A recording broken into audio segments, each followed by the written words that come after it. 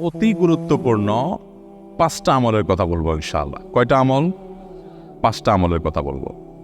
জীবনের তরে এই 5টা আমল সারা জীবন নিয়মিত আঁকড়ে ধরবেন, আমল করবেন। যারা নিয়ত করতেছেন হাত তোলেন। আল্লাহ আমাদের সবাইকে আমল করার তৌফিক দান করুন। আল্লাহ আমাদের সবাইকে কবুল আর মঞ্জুর করুন। নাম্বার 1, সবচেয়ে বেশি যেটা করতে হবে পরিমাণে, জুমার দিন, জুমার রাত, বৃহস্পতিবার সন্ধ্যা থেকে নিয়ে শুক্রবার সন্ধ্যার আগ পর্যন্ত পরিমাণে সবচেয়ে বেশি করতে হবে যে আমলটা, সেটা হলো দুরূদ শরীফের আমল। কিসের আমল?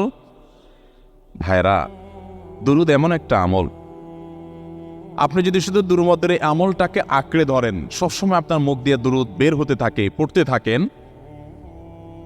তো নবী করিম সাল্লাল্লাহু আলাইহি সাল্লামের ভাষ্য অনুযায়ী, তার ওয়াদা অনুযায়ী, ইদান তুকফা হাম্মুক ওয়া তুগফার যামবুক, তোমার যত পেরেশানি আছে নবী সাল্লাল্লাহু আলাইহি সাল্লাম বলেছেন, এই সব পেরেশানি দূর করার জন্য এই দুরূদের আমলটা যথেষ্ট হবে ইনশাআল্লাহ।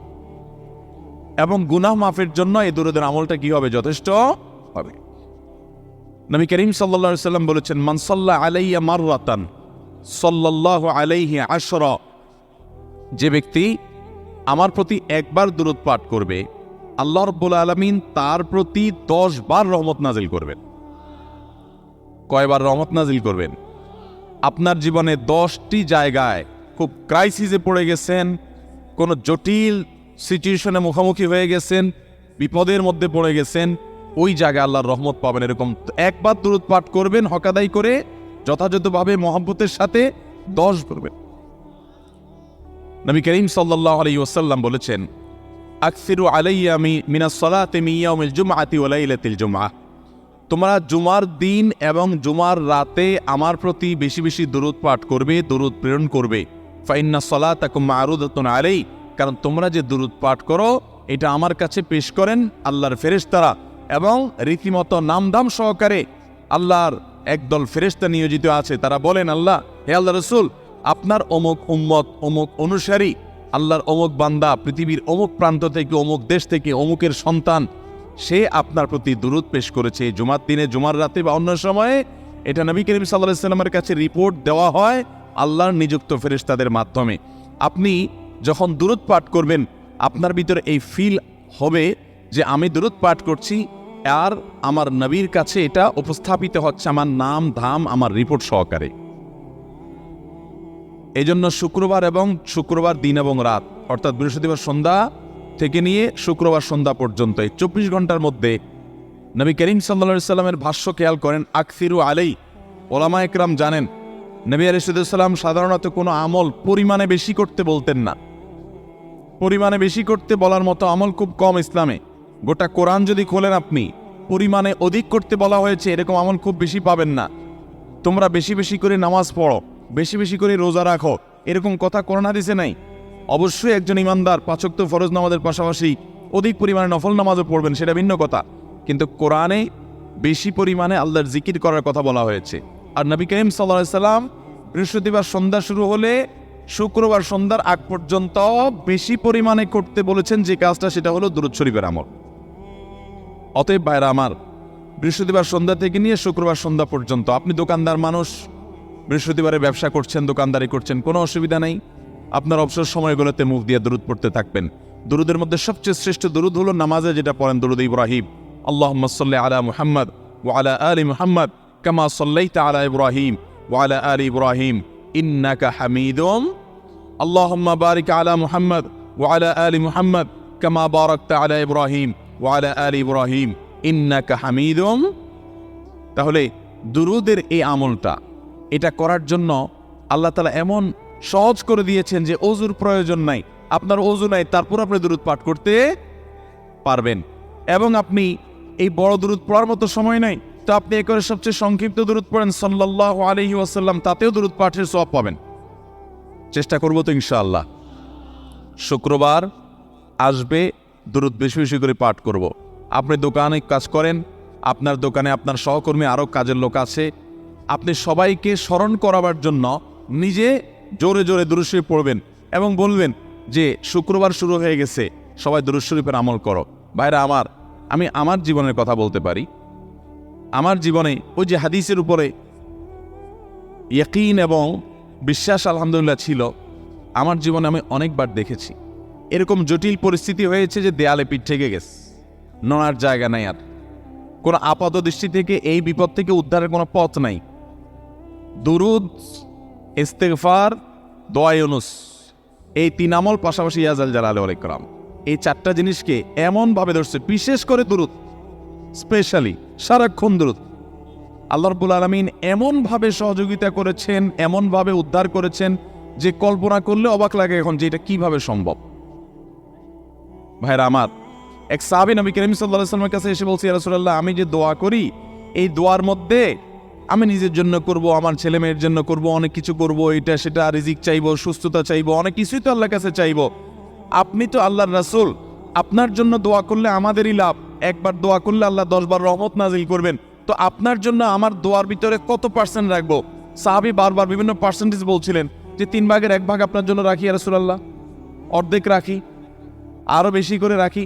তিনি যত বলছেন নবী করিম সাল্লাল্লাহু আলাইহি ওয়াসাল্লাম আরো বাড়ানোর জন্য তাকে উৎসাহ দিচ্ছিলেন।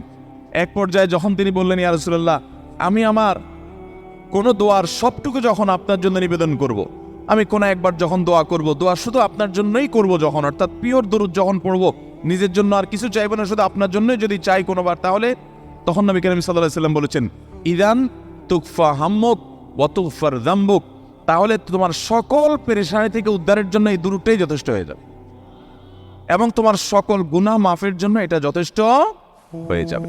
মোহতারাম হাজিরিন, দুরুদের আমলটা এত সুন্দর আমল, কিন্তু আবার তাড়াহুড়া করে পড়বেন না, সাল্লাল্লাহু আলাইহি সাল্লাম সাল্লাল্লাহু আলাইহি সাল্লাম সাল্লাল্লাহু আলাইহি সাল্লাম সাল্লাল্লাহু আলাইহি সাল্লাম সংখ্যা বাড়ানোর জন্য হুলস্থুল করে পড়লেন না, মুহাব্বতের সাথে সাল্লাল্লাহু আলাইহি ওয়াসাল্লাম সাল্লাল্লাহু আলাইহি ওয়াসাল্লাম আল্লাহুম্মা সাল্লি আলা মুহাম্মদ, অর্থ বুঝে বুঝে আল্লাহুম্মা সাল্লি আলা মুহাম্মদ মানে কি, আল্লাহ আপনি মুহাম্মদের প্রতি শান্তি বর্ষণ করুন। আরে ভাই, মুহাম্মদ সাল্লাল্লাহু আলাইহি সাল্লামের প্রতি আল্লাহ তাআলা শান্তি এমনি বর্ষণ করবে, আপনি আমি দোয়া করলেও করবে, না করলেও।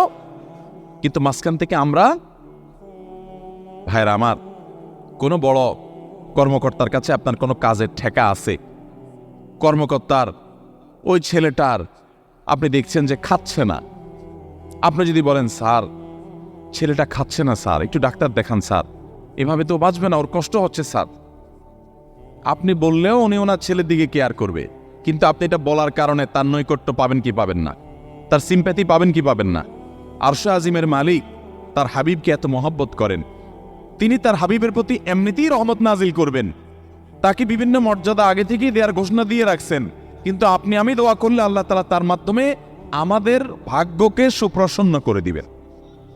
দুরুদের আমলকে জীবনের তরে আঁকড়ে ধরবেন ভাই, শুধুমাত্র জুমার দিন আর জুমার রাত না, সব সময় অধিক পরিমাণে। অ্যারাবিয়ানদের মধ্যে আমলটা খুব বেশি আছে, তাদের দেখবেন তারা 2টা আমল, মুখে 2টা আমল, ভালো মন্দ তাদের মধ্যেও আছে, কিন্তু এই 2টা আমল তাদের মধ্যে খুব ভালো। বেশিরভাগ মানুষই দেখা যায় অবসর সময়ে আস্তাগফিরুল্লাহ, ইস্তিগফার করছে অথবা দুরুদের আমল করছে। আমাদের অবসর সব সময়গুলো নিয়ে গেছে মোবাইল ফোন। ভাইরা আমার, 4 বছর, 5 বছর, 6 বছর, 7 বছর, 10 বছর ধরে মোবাইল টিপতেছেন, ফেসবুক টিপতেছেন, ইউটিউব টিপতেছেন। বুকে হাত দিয়ে আমাকে জবাব দেয়া লাগবে না, নিজের বিবেককে একটু জবাব দেন। এই 10 বছর ফেসবুক, ইউটিউব, টিকটক, হোয়াটসঅ্যাপ টিপে আপনার অর্জন কি হয়েছে একটু হিসাব মিলান। এই যে স্ক্রল করতেছেন আঙ্গুল দিয়া, ঘন্টাকে ঘন্টা এই আঙ্গুল দিয়ে টানছেন টানছেন, নিচের দিকে যাচ্ছেন স্ক্রল করে ফেসবুকে, ইউটিউবে, একের পর এক, আপনার জীবনে অর্জনটা কি হয়েছে বলেন? ভাইরা আমার, এই মোবাইলের নিয়ন্ত্রণ করতে হবে, প্রয়োজনে ব্যবহার করতে হবে, কিন্তু এটাকে অনিয়ন্ত্রিত ব্যবহার করা যাবে না। একেবারে যখন তখন সারাদিন টিপাটিপি করলেন, আজকাল তো পোলাপান টয়লেটে গেলেও নিয়ে যায়। আল্লাহ তাআলা আমাদেরকে এই রোগ থেকে বেঁচে থাকার তৌফিক দান করুন। ভাইরা আমার, জীবনটাকে পরিবর্তন করতে হয়, সারা জীবন তো একরকম থাকলে হবে না। বহুত পাগলামি করেছি, আসুন নিজেকে সংশোধন করি। তাহলে জুমার দিন উপলক্ষে 1 নম্বরের আমল বলেছি, বেশি বেশি কোন আমল করতে হবে? সারা জীবন মনে রাখবো তো ইনশাআল্লাহ, বাসা বাড়িতে পরিবার লোকদেরকে মনে করাবো তো ইনশাআল্লাহ। আমি আমার ড্রাইভার থাকুক, আমার ছেলে মেয়ে থাকুক, আমার পরিবারের লোক থাকুক, আমি আমার কথা আপনাদের বলি উৎসাহের জন্য, যে জুমার দিন শুরু হয়ে গেলে আমি, শুধু আমি না, আমার পরিবার অন্যান্যরাও একে অন্যকে আমরা স্মরণ করে দিই। কে কে দরুদ কতবার পড়ছো, কেউ পড়ছে কিনা একবারও, সন্ধ্যা হয়ে গেছে, অনেক হয়ে গেছে, সবাই শুরু করি, আমলটা করবো তো ইনশাআল্লাহ। নাম্বার 1। নাম্বার 2, জুমার দিন উপলক্ষে অন্য যে কোনো দিনের চাইতে জুমার দিন অর্থাৎ শুক্রবারের ফজর নামাজ পুরুষরা মসজিদে জামাতের সাথে পড়বেন, জামাতের সাথে পড়ার নিয়ত করবেন পাক্কা। কারণ অন্য যে কোনো দিনের ফজর নামাজ না, শুধুমাত্র যত নামাজ আছে, নবী করিম সাল্লাল্লাহু আলাইহি সাল্লাম বলেছেন আফদালুস সালাওয়াতে ইনদাল্লাহ, আল্লাহর কাছে দুনিয়ার সব নামাজের মধ্যে 5 ওয়াক্ত সাধারণ নামাজগুলোর মধ্যে সবচাইতে উত্তম নামাজ হলো সলাতুল ফজরে মাআল জামাআতে ইয়াউমাল জুমআ। জুমার দিন ফজরের নামাজ জামাতের সাথে আদায় করা হলো যত নামাজ আছে এর মধ্যে সবচেয়ে শ্রেষ্ঠ নামাজ। তাহলে জুমার দিনে এই বিষয়টা বিশেষভাবে খেয়াল রাখবো। জুমার দিন ফজর নামাজটা পুরুষরা কোথায় পড়বো, এবং সেটা বৃহস্পতিবার থেকে পরিকল্পনা শুরু করবো যে কালকের ফজর নামাজ যাতে কোনো অবস্থাতে আমার মিস না হয়। আমাদের আখিরাতের ব্যবসা এটা ভাই, আখিরাতের কারেন্সি সংগ্রহ করা। যত খুঁটে খুঁটে ভালো ভালো আমলগুলো করবেন, আপনার আমল নামাতে আমল সওয়াব জমা হতে থাকবে। চেষ্টা করবো তো ইনশাআল্লাহ। আমাদেরকে শয়তান অন্যদিন ফজরের নামাজ পড়ার সুযোগ হলেও শয়তান এমনভাবে আমাদেরকে ধোঁকা দেয়, শুক্রবারে ফজরটা পড়াটা সবচেয়ে বেশি কঠিন হয়ে যায়। কেন জানেন? কারণ ইবলিস তো জানে। হাদিস আপনি জানেন না, হয়তো অনেকে হয়তো আজকে শুনছেন, আমি কোনো হাদিস না জানতে পারি, ইবলিস ঠিকই জানে যে ফজর নামাজ এই দিন যদিও জামাতের সাথে ফজর পড়ে ফেলায়, তাহলে তোর আখিরাতের ব্যবসা অনেক দূর আগে যাবে। ওর সাথে তো আমাদের বাবা আদমের সাথে সে চ্যালেঞ্জ, আদম আলাইহিস সালামকে সিজদা করতে বলা হয়েছে, সে তো করে নাই, তার সৌজন্য বা তার জন্য সিজদা নিবেদন করে নাই। আল্লাহ তাআলা সেজন্য তাকে জান্নাত থেকে বের করে দিয়েছে। তার কারণে এই ইবলিস তখনই আল্লাহর সামনে চ্যালেঞ্জ ছুড়ে দিয়েছে আদম আলাইহিস সালামের সাথে যে লাউ হুয়ান্নাহুম আজমাইন, আমি আদমের সব সন্তানগুলোকে পথহারা করে ছাড়বো, ওদেরকে জান্নাতের পথে চলতে দিব না। এই জন্য আল্লাহ তাআলার কাছে সে কিছু পাওয়ার চাইয়া নিছে। এর ভিতরে একটা হলো কিয়ামত পর্যন্ত হায়াত পাবে, আরেকটা হলো আমাদের রগের সাথে সে মিশতে পারে, রক্ত প্রবাহের সাথে মিশতে পারে, শরীরের মধ্যে প্রভাব সৃষ্টি করতে পারে, আমাদেরকে দুর্বল করতে পারে, মন্দ দিকে টানতে পারে, ভালো কাজ যেন না হয় মনে মনে কুমন্ত্রণা সৃষ্টি করতে পারে। এই পাওয়ার সে নিয়ে এসেছে। এজন্য তার সাথে আমাদের চ্যালেঞ্জ। সে হাদিস জানে যে জুমার দিন ফজর পড়লে আমাদের অনেক লাভ হয়ে যাবে। এই জন্য সে বৃহস্পতিবার রাতে, অন্য দিন যদি আপনি 10টা 11টা বা 11:30টায় ঘুমান, 12টায় ঘুমান, জুমার দিন অর্থাৎ বৃহস্পতিবার দিবাগত রাতে আইসা ইবলিস বলে, আরে পাগল হইছস, কালকে হলো শুক্রবার, দোকানদারি নাই, ব্যবসা নাই, চাকরি নাই, মহিলাদেরকে বলে কালকে পোলাপানের স্কুল নাই, মাদ্রাসা নাই, আজকে একটু টক শো, মিষ্টি শো, নাটক, সিনেমা, ইউটিউব, ফেসবুক, ওয়াজই শোন অন্তত। শয়তান কি বলে, ঠিক আছে, তো যদি এত ফিল্ম দেখতে মনে না চায়, তো যদি মুসলমান হস, নেককার হস, তো ঠিক আছে, অমুক হুজুরের ওয়াজ শুন। এই হুজুরের ওয়াজ শোনাত লাগাই দিয়ে রাত 1টা 2টা পর্যন্ত পার করে দিল। এরপরে ফজর নামাজ ওর জামাতের সাথে মিস শেষ। ভাইরা আমার, প্রত্যেক বৃহস্পতিবার আসলে সন্ধ্যার সময় প্রতিজ্ঞা করব, সপ্তাহের অন্য দিন যদি আমার ত্রুটি বিচ্যুতি হয়ও আমি সেটাকে কারেকশন করার চেষ্টা করব, কিন্তু শুক্রবার ফজরটা পুরুষ হিসাবে আমি জামাতের সাথে পড়বই পড়বো। তার জন্য রাতে আগে শোবো, ডাবল ট্রিপল অ্যালার্ম দিয়ে শোবো, অন্য নামাজি বন্ধুকে বলবো ফোন দিয়ে ডেকে দিবি, একে অন্যের সহযোগিতা করব, কিন্তু ফজরের নামাজ জুমার দিন ছাড়বো না ইনশাআল্লাহ। ঠিক আছে তো? কয়টা আমল হলো? 2টা। মনে রাখবেন তো ইনশাআল্লাহ। আগামী বছর তো আমার মাহফিল আমি আর করবো না, কিন্তু আগামী বছর যে মাহফিল করবেন সে আলোচককে আমি রিকোয়েস্ট করবো ইনশাআল্লাহ, আয়োজকরা এইটার সবক জননায় আগামী বছর দিতে পারবেন তো ইনশাআল্লাহ। আমল যদি করেন তাহলে সবক ঠিকই দিতে পারবেন। ওই যে ভাই সবগুলো শুনে দিছে, কারণ আমল করেন। আচ্ছা, 3 নম্বর আমল হলো সূরা কাহাফ পড়বো। কোন সূরা পড়বো? সূরা কাহাফ। যারা কোরআন পড়তে পারেন না তারা শুনবেন, আর যারা পড়তে পারেন তারা নিজে পড়বেন। সূরা কাহাফ যদি জুমার দিন কেউ পড়ে, নবী করিম সাল্লাল্লাহু আলাইহি সাল্লাম বলেছেন এই সূরাটা তার জন্য নূর হবে, নূর, আলো আল্লাহর তরফ থেকে।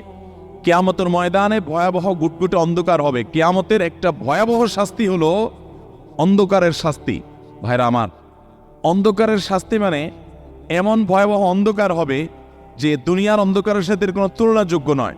সেই ভয়াবহ অন্ধকারে কিছু আমল আছে যে আমলগুলো মানুষের ওই অন্ধকারের মধ্যে আলোর কাজ দিবে। এর মধ্যে একটা হলো অজুর অঙ্গগুলো যদি কেউ ভালো করে অজু করে, সুন্দর করে ডলে ডলে যেন শুকনা না থাকে, উত্তম রূপে যদি অজু করে, কেউ পানি অপচয় না করে, পানি অল্প নয় কিন্তু ডলে বেশি, সুন্দর করে যদি কেউ অজু করে, এই অজুর অঙ্গগুলো কিয়ামতের ময়দানে উজ্জ্বল হয়ে জলজল করে জ্বলতে থাকে এবং তার জন্য আলোর কাজ দেয়। সবাই যখন অন্ধকারের আযাবের মধ্যে নিমজ্জিত থাকে, হাউতাস করে, তখন এই ব্যক্তির এই আমলটা তার আলো ভূমিকা আসে। আর আরেকটা হলো এই সূরা কাহফ। অন্য অনেক উলামা ইকরাম বলেছেন এর ব্যাখ্যা হলো সূরা কাহফ যদি কেউ এক বৃহস্পতিবারে পড়ে, পরের বৃহস্পতিবার পর্যন্ত, এক শুক্রবারে যদি পড়ে, পরের শুক্রবার আগ পর্যন্ত পুরো সপ্তাহব্যাপী তার ভিতরে নূর, ঈমানের নূর, তাকওয়ার নূর, ইলমের নূর, আমলের নূর, ভালো মানুষ হওয়ার নূর তার ভিতরে আল্লাহ তাআলা সৃষ্টি করে দিবেন। এই জন্য জুমার দিন সূরা কাহফ পড়বো তো ইনশাআল্লাহ। আলহামদুলিল্লাহ ভাই, আপনাদেরকে যে আমলগুলো করছি এগুলো আমি, আমার পরিবার সদস্য, পরিচিত, সহকর্মী, আমি চেষ্টা করি সবাইকে স্মরণ করানোর এবং আমল করার চেষ্টা করি। আপনাদেরকেও বলছি ভাই, জুমার দিন যেহেতু, অতএব আজকে জুমার দিন উপলক্ষে বলে যাচ্ছি, জুমার দিনের এই 14-15টা আমলের মধ্যে সামারি করে আমি 5টা আমল করে দিচ্ছি যে এগুলোর গুরুত্ব অনেক বেশি অন্য অনেকগুলো চাইতে, এগুলো বিশেষভাবে করব। তাহলে এর মধ্যে প্রথমটা চলে গেল দুরুদ বেশি বেশি করে পড়ব। দ্বিতীয়টা হলো জুমার দিনের ফজর নামাজ কোনো অবস্থাতে জামাতের সাথে পড়া মিস করবো না, কারণ নবী সাল্লাল্লাহু আলাইহি ওয়াসাল্লাম বলেছেন সকল নামাজের মধ্যে সবচেয়ে সেরা, উত্তম, শ্রেষ্ঠ নামাজ, অর্থাৎ ওয়াক্তিয়া নামাজের মধ্যে সবচেয়ে শ্রেষ্ঠ নামাজ হলো জুমার দিনের ফজরের নামাজ জামাতের সাথে পড়া। তাহলে মহিলারা কি করবে? মহিলারা পুরুষদেরকে উঠায় উঠায় মসজিদে পাঠিয়ে দিবে এবং সহযোগিতা করবে, তাহলে তার মাধ্যমে তারাও একই সওয়াব পেয়ে যাবে। আর 3 নম্বর আমলে বলেছিলাম সূরা কাহফ, এটা নারী পুরুষ সবাই করবে বেশি বেশি করে, ঠিক আছে তো ইনশাআল্লাহ? আমরা অনেক ভাই আছি সপ্তাহের 6 দিন আমাদের কোরআন পড়ার সুযোগ হয় না, তো অন্তত জুমার দিন সূরা কাহফটা যদি আপনি বাধ্যতামূলক করেন, আলহামদুলিল্লাহ, এটা অনেক বড় সূরা, পড়তে আপনার 20-25 মিনিট 30 মিনিট সময় পর্যন্ত লেগে যাবে। আপনি আধা ঘন্টা সময় ধরে যদি আস্তে আস্তে সুন্দর করে পড়েন, তো সপ্তাহে একবার অন্তত কোরআনের সাথে আপনি সময় দিলেন। আরেকটা সুসংবাদ শুনেন, সূরা কাহফ যদি কেউ মুখস্থ করে, তেলাওয়াত করে নিয়মিত, বিশেষ করে সূরা কাহফের প্রথম 10টা আয়াত যদি কেউ মুখস্থ করে, নবী করিম সাল্লাল্লাহু আলাইহি ওয়াসাল্লাম বলেছেন কিয়ামতের আগে দাজ্জালের যে ফিতনা আসবে, যেই ফিতনায় বহু মানুষ দাজ্জালকে আল্লাহ মনে করে বেঈমান হয়ে জাহান্নামে যাবে, এই ফিতনা থেকে পৃথিবীতে এমন কোনো নবী ছিল না, এমন কোনো রাসূল আসেন নাই। এই মানব ইতিহাসের প্রথম মানুষ আদম আলাইহিস সালাম থেকে নিয়ে আমাদের মুহাম্মদ সাল্লাল্লাহু আলাইহি ওয়াসাল্লাম পর্যন্ত এই লক্ষ লক্ষ যত নবী রাসূল এসেছে, সমস্ত নবী রাসূলরা একটা ব্যাপারে সাবধান করে গেছেন, দাজ্জাল আসবে, যে দাজ্জালের হাতে পাওয়ার থাকবে এত বেশি, অলৌকিকত্ব থাকবে এত বেশি, সে মরা মানুষকে জিন্দা করে ফেলবে, জিন্দা মানুষকে বলবে সে মরে যাবে, তার হাতেই সব কন্ট্রোলিং পাওয়ার থাকবে, দুনিয়ার সমস্ত রিজিক তার হাতে কক্ষিগত থাকবে, এমন পাওয়ার থাকবে তাকে দেখে মানুষ বলবে হ্যাঁ এই তো আল্লাহ, এই তো সব কিছু পারে, বেঈমান হয়ে যাবে। এই দাজ্জালের ফিতনায় তোমরা পড়বা না, বেঁচে থাকবা। বুদ্ধি দিয়া বিবেক দিয়ে মানুষ বাঁচতে পারবে না। দাজ্জালের ফিতনা থেকে বাঁচার জন্য সকল নবী রাসূলরা এর জন্য সাবধান করেছেন। আমাদের নবী সাল্লাল্লাহু আলাইহি ওয়াসাল্লাম নামাজের শেষ বৈঠকে দোয়া মাসুরের জায়গায় একটা দোয়া পড়তেন, আল্লাহুম্মা ইন্নী আউযু বিকা মিন আযাবিন নার ওয়া আযাবিল কবর ওয়া আউযু বিকা মিন ফিতনাতিল মাহইয়া ওয়াল মামাত ওয়া আউযু বিকা মিন শাররি ফিতনাতিল মাসীহিদ দাজ্জাল। আল্লাহ, আপনার কাছে দাজ্জালের ফিতনা থেকে পানা চাই। 1450 বছর হয়ে গেছে, এখনো দাজ্জালের আবির্ভাব হয় নাই, হবে কিয়ামতের আগে। কখন হবে আল্লাহ ভালো জানেন। কিন্তু নবী সাল্লাল্লাহু আলাইহি ওয়াসাল্লাম বলেছেন সূরা কাহফের প্রথম 10 আয়াত যদি কেউ মুখস্থ করে, তো এই ব্যক্তিকে আল্লাহ রাব্বুল আলামিন এবং যদি তেলাওয়াত করে, এই ব্যক্তিকে আমলের মাধ্যমে দাজ্জালের ফিতনা থেকে আল্লাহ বাঁচিয়ে রাখবেন।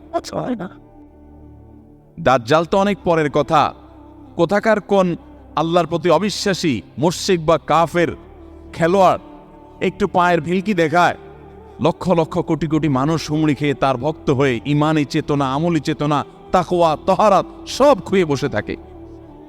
আর সেখানে দাজ্জালের মতো এরকম মিরাকল, সব মিরাকল তার হাতে থাকবে। এরকম পরিস্থিতি যখন আসবে তখন মানুষ কি করবে? এখন এই যে তথ্য প্রযুক্তির উন্নতির এই সময়ে কত মুসলমানের সন্তান বেঈমান হয়ে যাচ্ছে, বিজ্ঞানরেই তারা আল্লাহ বানায় বসে থাকতেছে, আছে না নাই? ধারণামূলক বিষয়কে তারা চূড়ান্ত বিষয় বানিয়ে বসে আছে, বেঈমান হয়ে যাচ্ছে। এবং টাকার যে কারিশমা, টাকা দিলে সব হয়ে যায়, টাকা নাই তো কিছুই হয় না। এই জন্য বেঈমান হয়ে অনেকে বলে যে টাকাই নাকি দ্বিতীয় খোদা, নাউজুবিল্লাহ। ভাইরা আমার, দুনিয়ার এই ভেলকি কি দেখছি আমরা? কিয়ামতের আগে ভেলকি আরো অনেক দেখবে আমাদের পরবর্তী প্রজন্ম, আমাদের ছেলে মেয়েরা, নাতিপুতিরা আরো অনেক ভেলকি দেখবে। এমন ভেলকি দেখবে যে তাদের আল্লাহর প্রতি ঈমান আনা, আখিরাতের প্রতি বিশ্বাস করাটা কঠিন থেকে কঠিন হয়ে যাবে। এরকম পরিস্থিতি তৈরি হবে দুনিয়াতে। তথ্য প্রযুক্তির উন্নতির নাম দিয়ে, এটার নাম দিয়ে, সেটার নাম দিয়ে মানুষের জীবনযাত্রা সহজ হবে, কিন্তু এর মাধ্যমে মানুষের ঈমান দুর্বল হওয়ার অনেক সম্ভাবনা, সংখ্যা তৈরি হবে এবং শয়তান সেগুলো সৃষ্টি করবে। এই আশঙ্কা থেকে বাঁচার জন্য সূরা কাহফটা হলো মহৌষধের মতো। অতএব জুমার দিন প্রত্যেক শুক্রবারে সূরা কাহফ পড়ব তো ইনশাআল্লাহ। মায়েরা, বোনেরা, আমরা ভাইয়েরা যারা আছি, বাবারা যারা আছি, আল্লাহর ওয়াস্তে জীবনের তরে নিয়ত করে নেন আজকের মাহফিল থেকে জীবনে কখনো বৃহস্পতিবার সন্ধ্যা থেকে শুক্রবার সন্ধ্যার আগ পর্যন্ত আমার হাজার ব্যস্ততা থাকুক, সূরা কাহফটা পড়া ছাড়া আমি কোনো কাজ করব না আমি আল্লাহর অনেক বান্দাকে ব্যক্তিগতভাবে জানি, আমি নিজেও এতটা গুরুত্ব দিয়ে করতে পারি না। অনেক বড় সরকারি কর্মকর্তা, অনেক বড় পদের নাম আমি বলবো না, আমাকে বলে ভাই আমি মাগরিবের পর, ব্যক্তিগতভাবে আমি জানি উনি খুব সৎ মানুষ, সব মানুষ একরকম হয় না, সৎ মানুষ। উনি বললেন ভাই মাগরিবের পরে আমার ফ্যামিলির সব বাচ্চা কাচ্চা সবাইকে আমি বলি, আমি ব্যস্ত থাকলেও বলি যে মাগরিবের পরে আগে সবাই সূরা কাহফটা পড়ে ফেলো, এরপর অন্য সব আমল। আমরাও চেষ্টা করবো না ইনশাআল্লাহ। কয়টা আমল গেল? তাসাল, ফরজ গোসল হলে ফরজ গোসল করবে, উত্তম রূপে গোসল করবে, ভালো করে গোসল করবে জুমার দিন। ওয়ামাশা ওয়ালা মিয়ার কাপ, জুমার নামাজের জন্য পায়ে হেঁটে মসজিদে যাবে, বাহনে চড়বে না। কেউ যদি মাজুর হয় সে বাহনে চড়লেও চলবে, কিন্তু সাধারণ যারা সুস্থ আছেন পায়ে হেঁটে মসজিদে যাবেন, বাহনে চড়লেন না। জুমার দিনের কথা, জুমার নামাজের কথা। ওয়াদানা মিনাল ইমামে ওয়ালা মিয়ালগু, ইমামের কাছাকাছি গিয়ে বসবে, দূরে না, যত কাছে যেতে পারে একদম সামনের কাতার ইমামের কাছাকাছি গিয়ে বসবে, কোনো অনর্থক কথা বলবে না, দুনিয়াবি কথা বলবে না, বেহুদি কাজ করবে না। ওখানে গিয়ে যতক্ষণ সময় পাবে জিকির, আজকার, তেলাওয়াত, তাসবিহ, দোয়া, রোনাজারি, কান্নাকাটি, বই পড়া, দিনী কাজ করা, এর মধ্যে সে কাটাবে নিজেকে। এই কয়েকটা কাজ যদি করে তাহলে কাজ কয়টা হলো? আগে আগে ঘুম থেকে উঠা, ওই যে ফজর নামাজ জামাতের সাথে পড়া ইত্যাদি, গোসল করা উত্তম রূপে, আর পায়ে হেঁটে মসজিদে যাওয়া, বাহনে না চড়া। 4 নম্বর হলো ইমামের কাছাকাছি গিয়ে বসা, কোনো অনর্থক কাজ না করা। এই 4টা কাজ যদি কেউ জুমার দিনে করে, নবী করিম সাল্লাল্লাহু আলাইহি সাল্লাম বলেছেন ওই ব্যক্তি বাসা থেকে মসজিদ পর্যন্ত যে আসলো, যতগুলো পা ফেলবে, যতগুলো স্টেপ ফেলবে, যতগুলো কদম দিবে, প্রতিটা কদমের বিনিময়ে আল্লাহ রাব্বুল আলামিন তার অ্যাকাউন্টে, তার আমল নামাতে 1 বছর রাত জেগে, সারা রাত জেগে তাহাজ্জুদ নামাজ পড়লে এবং 1 বছর সারাদিন, প্রত্যেকটা দিন পুরা বছর জুড়ে নফল রোজা রাখলে যে পরিমাণ সওয়াব পাইতো, 1 বছর নফল রোজা, 1 বছর রাতভর জেগে তাহাজ্জুদের নামাজ পড়ার সওয়াব মাত্র একটা কদম ফেলার বিনিময়ে দিবে। তাহলে আপনার বাসা থেকে যদি মসজিদে আসতে 100টা কদম হয়, 100 বছরের নফল নামাজ, 100 বছরের নফল রোজা, আপনি এটার সওয়াব আপনার অ্যাকাউন্টে জুমার দিন মাত্র 4টা কাজ করার মাধ্যমে আপনি পেয়ে যাবেন। এবং এটি অনেক হাদিস বিশ্লেষকগণ বলেছেন, কোরআন হাদিসে বহু ফজিলতের কথাই বলা আছে। এত বিপুল পরিমাণে, এত অধিক পরিমাণে সওয়াবের কথা যে কারোর বাসা থেকে অনেকের আছে যেতে 500 স্টেপ পড়বে। 500 স্টেপ পড়লে কতটুকু হয়? সামান্য একটা জায়গা যেতে 500 কদম হয়ে যায়। অনেকের বাসা থেকে যেতে 500 কদম পড়ে, 300 কদম হয়। তো সে এই 500 বছর নফল নামাজ, নফল রোজা, রাত ভর দিনভর করার সওয়াব, কন্টিনিউয়াসলি করার সওয়াব মাত্র এই মসজিদে গেল আসলো, এই 4টা শর্ত পূরণ করে সেটা সওয়াবটা পেতে পারে। যদি সপ্তাহে 4 জমা হয় তাহলে 4 বার 500 করে যদি হলো 2000 বছর, এভাবে তার আমল নামাজের সওয়াবের পাহাড় সে জমা করতে পারে শুক্রবারের ছোট্ট আমলটার মাধ্যমে। চেষ্টা করব না ইনশাআল্লাহ। আমি দেশে বিদেশে অনেক আল্লাহর বান্দাকে আমি শুনেছি, এই হাদিস আমি যেদিন থেকে জেনেছি আমি চেষ্টা করেছি এটার আমল, এটার প্রচার মানুষের মধ্যে ছড়ানোর। আমি যখন সৌদি আরবে আজ থেকে আর অনেক বছর আগে, তখন কোনো এক বক্তব্যে আমি আমলের কথা বলেছি। আমার অনেক ভাইরা দেশে বিদেশে দেখে বলছেন ভাই আমলটা শুরু করেছি, আমার কাছে ভালো লাগে, আপনারাও আমলটা করবেন, অন্য আরেকজনকে শিখাবেন এবং দাওয়াত দিবেন। ঠিক আছে তো ইনশাআল্লাহ? তাহলে কয়টা আমল গেল? 4টা। 1 নম্বর গেছে বেশি বেশি দুরূদ পাঠ করা, 2 নম্বর হলো জুমার দিনে ফজর নামাজ জামাতের সাথে পুরুষরা পড়া, 3 নম্বর হলো সূরা কাহফ পড়া, তেলাওয়াত করা, আর 4 নম্বর হলো এই 4 শর্ত পূরণ করে মসজিদে আগে আগে গিয়ে সুন্দর করে খুতবা শুনে চলে আসা, কোনো কথাবার্তা, খুতবা চলাকালীন সময় কোনো কথাবার্তা, অনর্থক কাজ না করা। 5 নম্বর এবং সর্বশেষ আমল হলো জুমার দিনে একটা সময় আছে দোয়া কবুল হয়। দোয়া কবুলের যে সময়গুলো আছে এর ভিতরে অত্যন্ত ইম্পর্টেন্ট একটা সময় হলো জুমার দিন। শুক্রবারের একটা সময় সম্পর্কে নবী সাল্লাল্লাহু আলাইহি ওয়াসাল্লাম বলেছেন যে একটা সময় আছে শুক্রবারের, এই সময়ে বান্দা কোনো দোয়া করলে আল্লাহ তাআলা ফিরিয়ে দেন না, কবুল করেন। কিন্তু সময়টা যে ঠিক কখন এটা হাদিসে নবী সাল্লাল্লাহু আলাইহি ওয়াসাল্লাম বলেন না, যাতে করে হয়তো আমরা সারাদিনেরই কম বেশি দোয়ার চেষ্টা করি।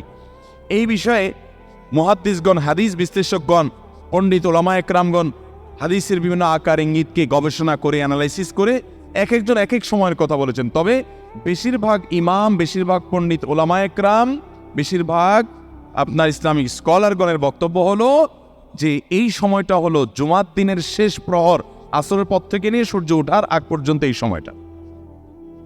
অতএব আমরা জুমার দিনের 5 নম্বর আমল হলো বেশি বেশি করে সারাদিনই কম বেশি দোয়া করব। দোয়ার জন্য সবসময় হাত তোলাও জরুরি না, যদিও সাধারণ অবস্থায় দোয়ার জন্য হাত তোলা আদব, কিন্তু আপনি চলতে ফিরতে উঠতে বসতে কাজের ফাঁকে আপনি আল্লাহর কাছে মনে মনে দোয়া নিবেদন করবেন। অনেক চাওয়া আমাদের কাছে, আমাদের আল্লাহর কাছে আছে। ভাইরা আমার, নবী রাসূলুল্লাহ সাল্লাল্লাহু আলাইহি ওয়াসাল্লাম বলেছেন কারোর পায়ের জুতার ফিতাটা ছিঁড়ে গেছে হাঁটার সময়, এটার এমন কি লাগালে ঠিক হয়ে যাবে, কিন্তু একজন ইমানদার ওইটার জন্য সে আল্লাহর কাছে সাহায্য চাইবে, আল্লাহ এটাও একটা বিপদ, একটা ছোট বিপদ থেকে অনেক কিছু ঘটে যায়, আপনি আমাকে উদ্ধার করেন। সে সবসময় আল্লাহর দিকে মনোনিবেশ করবে।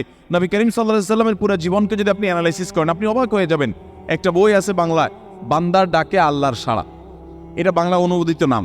এই বইয়ের লেখক হলেন হিসনুল মুসলিমের যে রচয়িতা উনি শেখ সাঈদ আল গাহতানি রহমতুল্লাহি আলাইহি। ওনার সোহবতে যাওয়ার, ওনার সান্নিধ্যে থাকার, একাধিকবার খুব কাছাকাছি বসার সুযোগ আমার হয়েছে। সৌদি আরবের একজন বড় আলেম ছিলেন, দুনিয়া থেকে চলে গেছেন। তো ওনার লেখা বান্দার ডাকে আল্লাহর সাড়া, এই বইটা বেশ মোটা সোটা একটা বই। পুরোটা পড়বেন যে নবী করিম সাল্লাল্লাহু আলাইহি ওয়াসাল্লামের জীবনে যে কত রকমের দোয়া করতেন। আল্লাহ আজকার নাম একটা বই আছে ইমাম নওবীর, এটাও বাংলা হয়ে গেছে অনুবাদ, আপনি পড়লে অবাক হয়ে যাবেন। ডক্টর খন্দকার আব্দুল্লাহ জাহাঙ্গীর রাহমাতুল্লাহ রাহে বেলায়েত একটা বই আছে দোয়া এবং জিকিরের, আপনি অবাক হবেন যে কি পরিমাণ দোয়া এবং জিকির নবী সাল্লাল্লাহু আলাইহি ওয়াসাল্লাম জীবনে পড়তেন। ঘুম থেকে ওঠার সময় দোয়া আছে না নাই? এরপরে ঘুম থেকে উঠে যখন আপনি বাথরুমে যাবেন দোয়া আছে না নাই? আবার টয়লেটে গেলেন, টয়লেট সেরে আসলেন, আপনি ওযু করবেন, ওযুর জন্য দোয়া আছে না নাই? বিসমিল্লাহ। এরপরে ওযু শেষ করলেন, কালিমায়ে শাহাদাত আছে না নাই? এরপরে আপনি যখন ঘর থেকে বের হয়ে মসজিদে যাবেন, বের হওয়ার দোয়া আছে। বের হয়ে আপনি মসজিদে যাচ্ছেন, যাই পথে পড়ার আলাদা দোয়া আছে। এরপরে আপনি মসজিদে প্রবেশ করবেন, তার জন্য দোয়া আছে। মসজিদে ঢুকার পরে মসজিদে ঢুকার নামাজ আছে। এরপরে মসজিদে নামাজ বন্দেগী ইবাদত জিকির করে বের হচ্ছেন, সেটার জন্য আবার দোয়া আছে। আবার আপনি যাচ্ছেন, কাজকর্মে যাচ্ছেন, বাজারে যাচ্ছেন, সেটার দোয়া আছে। স্ত্রী সহবাস করার সময় দোয়া আছে। দোয়া নাই, জিকির নাই, এমন কোনো মুহূর্ত ইমানদারের জীবনে থাকতে পারে না। নবী করিম সাল্লাল্লাহু আলাইহি ওয়াসাল্লাম এই পরিমাণ দোয়া করতেন। এই জন্য ভাইরা, দোয়া যদি সবসময় করতে কষ্ট হয় হাত তুলতে, আপনি হাত তোলা ছাড়া শুক্রবারে দোয়া করেন, দোয়াটা অনেক বেশি করা দরকার। আমাদের কত জিনিস আল্লাহর কাছে চাইতে হয়, আমরা আল্লাহর কাছে চাই না। পেটে অসুখ হয়েছে, আমরা ডাক্তারের কথা মাথায় আগে আসে। আপনি ওষুধ খান, ওষুধ খাওয়া সুন্নাত, কিন্তু ইমানদার সবকিছুর আগে আল্লাহর কথা স্মরণ করবে এবং আল্লাহর কাছে বলবে, আল্লাহ আপনি সহজ করে দেন। আপনার অসুখ হয়েছে, সবকিছুর আগে নাপার কথা মনে আসে। আরে ভাই, প্যারাসিটামলের কথা মনে আসে, এটা দোষের না, কিন্তু আপনার মনে আগে আসতে হবে যে নবী সাল্লাল্লাহু আলাইহি ওয়াসাল্লাম দোয়া শিক্ষা দিয়েছেন, যদি কেউ ব্যথার জায়গায় হাত দেয় এবং পরে আউযু বিইজ্জাতিল্লাহি ওয়া কুদরাতিহি মিন শাররি মা আজিদু ওয়া উআযির, আল্লাহ রাব্বুল আলামিন তার ব্যথা দূর করে দিবেন। এক সাহাবী এই হাদিসের উপর আমল করে তৎক্ষণাৎ তার ব্যথা দূর করেছেন। শুধু ইয়াকিনের অভাব, শুধু বিশ্বাসের অভাব, ঈমানের অভাব। তাহলে আমাদের আল্লাহর দিকে মনোনিবেশ করতে হবে দোয়ার জন্য বেশি বেশি। তাহলে শুক্রবারে 5 নম্বর আমল হলো বেশি বেশি কি করবো ইনশাআল্লাহ? দোয়া, বেশি বেশি দোয়া করবেন, উঠতে বসতে চলতে ফিরতে। বিশেষভাবে সূর্য ডোবার আগের যে সময়টা শুক্রবার, অর্থাৎ দিনের শেষ সময়টা, বিশেষভাবে আল্লাহ তাআলার কাছে দোয়া করব। ঠিক আছে তো ইনশাআল্লাহ? কয়টা আমল বললাম? 5টা আমল। 1, বেশি বেশি দুরূদ। 2, ফজর নামাজ জামাতের সাথে পড়া পুরুষরা, মহিলারা অক্তমত পড়বেন, পুরুষদেরকে পাঠিয়ে দিবেন মসজিদে। 3, সূরা কাফ পড়বেন। 4, আগে ঘুম থেকে উঠে উত্তম রূপে গোসল করে মসজিদে আগে আগে গিয়ে পায়ে হেঁটে গিয়ে সামনে ইমাম সাহেবের কাছাকাছি গিয়ে বসা, অনর্থক কথা কাজ না করা, তেলাওয়াত জিকির আজকারের মাশগুল থেকে নামাজটা পড়ে বের হয়ে আসা, এই কাজ। নাম্বার 5, দোয়া করা, বিশেষ করে দিনের শেষ প্রহরে। আমল করবো তো ইনশাআল্লাহ, মনে থাকবো তো ইনশাআল্লাহ। আমরা প্রয়োজনে বাসায় গিয়ে একটা কাগজে নোট করে ফেলবো, লিখে ফেলবো, লিখে এরপরে ওয়ালে টাঙ্গায় দিবেন বাসায় যে জুমার দিন এই 5 কাজ আমি ছাড়বো না। আপনি যদি মনেও না থাকে, আপনার যদি ভুলেও যান, আপনি এই কাগজ আপনাকে মনে করাবে ইনশাআল্লাহ। বাসায় ফ্যামিলির লোকদের সাথে শেয়ার করবেন, জুমার দিন হুজুর বলেছেন, আমি একটু আমার মন থেকে বলিনি, এগুলো সব কোরআন হাদিসের কথা বলেছি আপনাদেরকে। কোরআন হাদিসের আলোকে 5টা আমলের কথা বলেছেন, বিশেষভাবে জুমার দিন আমি 5টা আমল করবই করব। ভাইরা আমার, প্রত্যেক জুমার দিন যদি আপনি একটু ইমানের রিচার্জ করেন, ইনশাআল্লাহ সারা সপ্তাহ আপনার জন্য সেটা উপকারে আসবে। চেষ্টা করবো তো ইনশাআল্লাহ। এবং দোকানে অফিসে টাঙ্গায় রাখবেন। যারা এই টাঙ্গায় রাখার আমলটা করবেন, আয়োজক যারা আছেন, আপনাদের কাছে আমার অনুরোধ যে ভাইরা এই কাজটা করছেন, ওনারা যদি আয়োজকদের মাধ্যমে ছবিটা আমার কাছে পাঠাইতে পারেন, আমার অফিসে নিয়ে আমি ইনশাআল্লাহ নিজে হাতে তাদের পুরস্কার দেব। বিশেষ করে এই মাহফিলের লোক যারা আছেন আজকে, আয়োজকদের মাধ্যমে। আল্লাহ তাআলা এই আমলগুলো আমাকে আপনাকে আমাদের সবাইকে করার তৌফিক দান করুন। আমল মনে রাখবো তো ইনশাআল্লাহ, আমল করবো তো ইনশাআল্লাহ। যাদের কাজ আছে, ফজর নামাজটা বিশেষ করে মিস হবে মনে হয়, তারা যাইতে পারেন, কোনো অসুবিধা নেই। অন্যান্য সময় আমরা সাধারণত দেখি যে মানুষ ঠেকায় না, মানুষ ঠেকানো না, বিশেষ করে রাত বেশি হয়ে গেলে ফজর নামাজ মিস হবে, এই আশঙ্কা হলে আপনার বসার চাইতে বরং যাওয়া ভালো। যাই হোক ভাই, কিন্তু আওয়াজ না করি, সবাই আওয়াজ বন্ধ করি ভাই। প্রশ্ন উত্তরে যাই আমরা। বিসমিল্লাহ। প্রথম প্রশ্ন, মেয়েদের মডেলিং বোরকা পর্দার জন্য কতটুকু জায়েজ? আপনারা অনেকে বোরকা বিক্রি করেন না, এখানে আছে না ভাইরা আমার? যে সমস্ত বোরকার মধ্যে কারুকার্য আছে অনেক বেশি, বোরকার মধ্যে আবার মডেলিং হয়, অবাক করা বিষয়। কিয়ামতের আগে যে আসলে আরো কত কিছু হবে। এই বোরকার উপরে যদি মডেলিং কারুকার্য হয়, চাকচিক্য হয়, বোরকা যদি খুব টাইট ফিট হয়, বোরকা যদি এমন হয় যে বোরকা বরং পুরুষের দৃষ্টিকে আরো বেশি আকর্ষণ করে, তাহলে এই বোরকা ঢাকার জন্য আরেকটা বোরকা লাগবে। তা না হলে পর্দা হবে। পর্দার উদ্দেশ্য হলো নিজের সৌন্দর্যকে অনাবৃত করা, নিজের সৌন্দর্যকে ঢেকে রাখা, এটাই হলো পর্দার কি উদ্দেশ্য। সেখানে যদি পর্দার উদ্দেশ্যটাই নষ্ট হয়ে যায়, তাহলে এই বোরকা পরলে পর্দা করার যে নির্দেশ সেটা পালন হবে।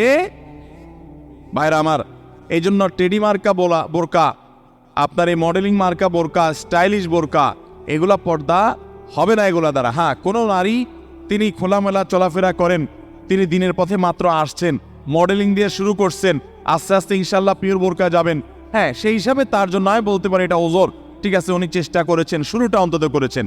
কিন্তু ভাইরা, পরিপূর্ণ পর্দা করতে চাইলে এই মডেলিং বা স্টাইল মার্কা বোরকা হবে। আচ্ছা বলেন তো, আপনার আমার মা বোন বা স্ত্রীকে যদি আমরা বাইরে নিয়ে যাই, তাদের সাথে আমরা বাইরে যাই, তারা যদি খোলামেলা পোশাক পরে যায় বা এমন পোশাক পরে যায় যেটা সব পুরুষের দৃষ্টিকে আকৃষ্ট করে, তাহলে অন্য সব পুরুষরা তার দিকে তাকাইলে আপনার কাছে ভালো লাগে না খারাপ লাগে? কেমনে খারাপ লাগে?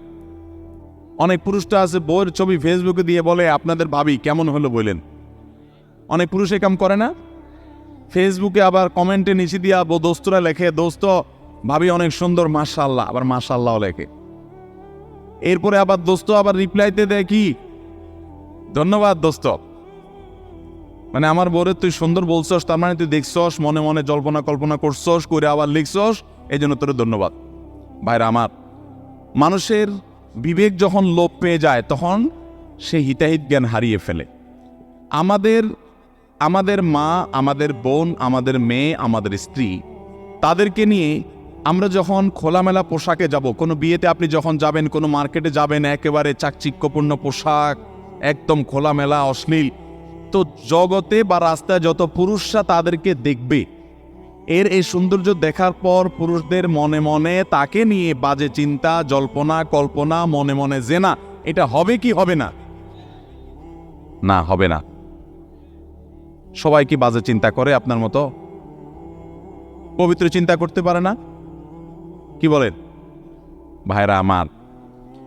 যারা নিজেদের বউকে নিয়ে এটা নিয়ে সন্দেহে আছেন, আমি তাদেরকে বলতেছি, আমাকে উত্তর দেওয়া লাগবে না। আপনার নিজেকে প্রশ্ন করেন, নিজের বিবেককে প্রশ্ন করেন, আপনি এরকম মহিলা রাস্তাঘাটে দেখলে আপনার কি হাল হয়?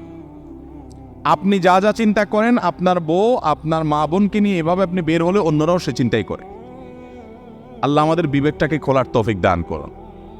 আমি মিডল ইস্টে, বিশেষ করে সৌদি আরবে অনেক মানুষ দেখছি, দিনদারির নামগন্ধ নয়, টাকার নিচে সে জুব্বা পরে, হারাম কাজ করে, বিড়ি খায়, সিগারেট খায়, 2 নম্বরই করে, মানে মুসলমান হিসেবে কোনো ভালো মুসলমান না। কিন্তু গল্লির ঠাওয়ার ঠিক আছে, জায়গা মতো সে একেবারে সুসের মতো সোজা, বইয়ের ব্যাপারে পরিপূর্ণ পর্দা মেনটেন করে, কোনো রাষ্ট্রীয় নির্দেশের কারণে না। বেশিরভাগ পুরুষরা এটা করে এই জন্য, কারণ সে জানে তো সে নিজে অন্যের মেয়েকে খোলামেলা দেখলে কি জল্পনা কল্পনা তার মনে আসে সে জানে, অতএব তার স্ত্রীকে নিয়ে গেলে অন্যরা কি জল্পনা করবে সে জানে, এই জন্য তার আত্মসম্মান বোধের জায়গা থেকে সেটা করে। মুসলমান নারী, তার ভিতরে আত্মসম্মান বোধ থাকবে যে আমাকে নিয়ে মানুষ বাজে চিন্তা করবে, জল্পনা কল্পনা করবে, নোংরা চিন্তা করবে, এটা কোনো নারী করতে দিতে পারে? একজন খোলামেলা বেপর্দা নারীকে দেখে যত মানুষ মনে মনে তাকে জেনা করে, সে মনের কথাগুলো যদি মানুষ বলতো, এই নারী জুতা দিয়ে পিটতে পিটতে রাস্তা যাইত। কিন্তু সে মনে মনে মানুষের এই জেনার কাজ সে করে যাচ্ছে। আল্লাহ আমাদেরকে পর্দার গুরুত্ব বোঝার তৌফিক দান করুন। এটা নারীর জন্য অসম্মান না, এটা নারীর জন্য বরং সম্মানের, এটা নারীর ইজ্জত রক্ষার জন্য সবচেয়ে বড় মাধ্যম। আমাদের সেকুলার, অতি সেকুলার, উগ্র নাস্তিক বন্ধুরা বলে যে হুজুরদের মনটাই খারাপ, এই বেটারা বলে মহিলাদের দেখতে বলে তাদের বলে অবস্থা খারাপ হয়, এই বেটাদের চরিত্রই খারাপ। অর্থাৎ আমাদের এই ভাইরা যারা এই সমালোচনা করতেছেন, আমাদের এই ভাইগুলোর দ্বারা মনে হচ্ছে যে ওনাদের মনের ভিতরে কোনো এই সমস্ত বাজে চিন্তা আসে না, ওনাদের মনটা একদম ফেরেশতার মতো পবিত্র।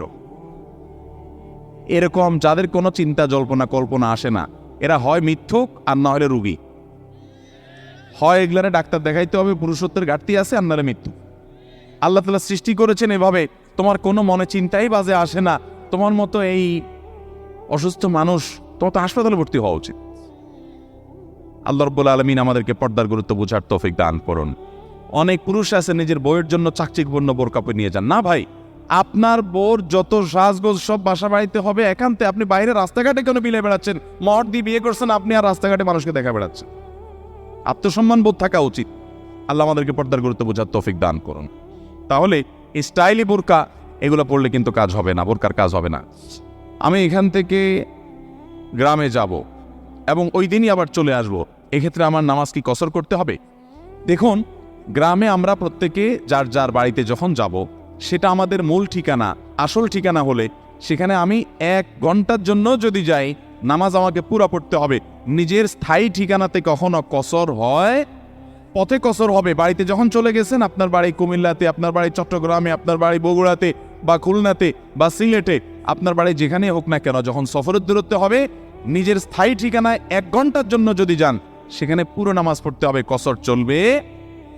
কিন্তু কিছু লোক আছে, গ্রামে বাড়ি আছে ঠিক আছে, কিন্তু তাদের গ্রামের বাড়ি এখন আর স্থায়ী ঠিকানা না। ধরুন আপনি ঢাকা শহরে বাড়ি কিনছেন বা ফ্ল্যাট কিনছেন, পাসপোর্টে, এনআইডিতে, সরকারি সব কাগজে পত্রে ঠিকানাতে আপনি স্থায়ী ঠিকানাও এটা, বর্তমান ঠিকানাও এটা।